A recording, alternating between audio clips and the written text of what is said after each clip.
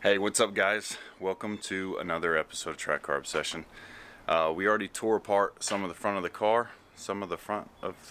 Yeah, I guess that makes sense. Anyway, I've gone ahead and started to drain the fluids out of the car, mostly just the oil because the coolant's pretty much already poured out. But once that's done, we're going to start taking apart this front suspension. We're going to pull the engine and transmission out. Actually, before that, we're going to take the exhaust off and the drive shaft, so then that way we can go ahead and take the engine and transmission off, and then we'll get a better look at all the damage and we can start making some modifications.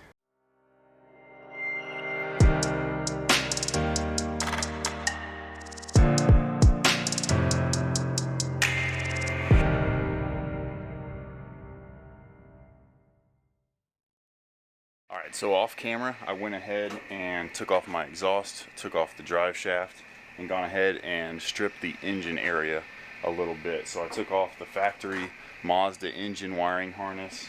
I've removed the alternator, the belt, gone ahead and put the engine hoist leveler on here, and removed the slave cylinder, the clutch master cylinder from the firewall.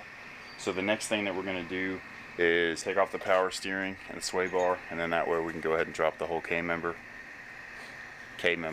Used to Mustangs, the front subframe, and the engine.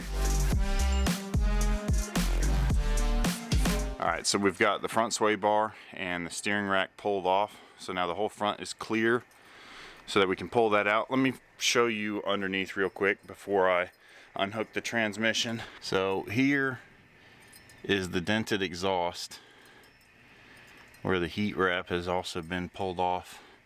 I don't think this side's too bad, but then you can maybe see the brace here that runs right along here. That should be flat, and it looks like they've hooked something to it right here and pulled it forward, and it's just bent it all up. So we're going to pull that off and then unhook the transmission, and then we'll go ahead and get the whole engine pulled out the front.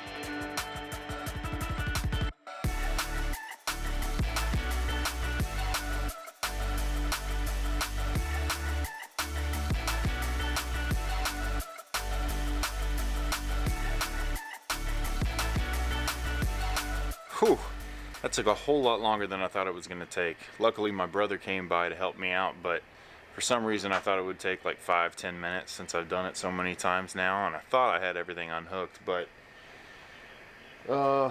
next time I'm going to take the exhaust off the driver's side. I had it off the passenger side, but it got in the way. It and the oil filter got in the way with the steering rack, or the steering shaft. So anyway, we dropped the whole cross member and got the engine out. And right about now is when I go on to tell you how, now that the engine is out, there's not that much damage to the frame, and we'll be able to take it to a frame shop and they'll be able to fix it pretty easily. But since filming that, and as I started to edit all this footage, I've read several of your comments on the last video, and I've looked into getting it to a frame shop and what it would take, and I really don't think that's going to be an option right now, especially with coronavirus going on. It's really difficult to get a hold of a frame shop, and I've seen where they don't really want to do work where it's just basically putting this on a frame straightener, doing a little bit of a bend, taking $100 cash, and then moving on.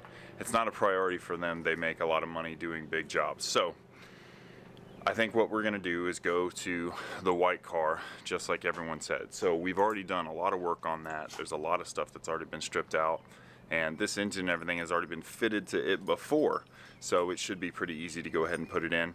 We'll go ahead and put the seats in, put the roll cage in, do all the custom wiring that I had already worked on, and we'll get it up and rolling.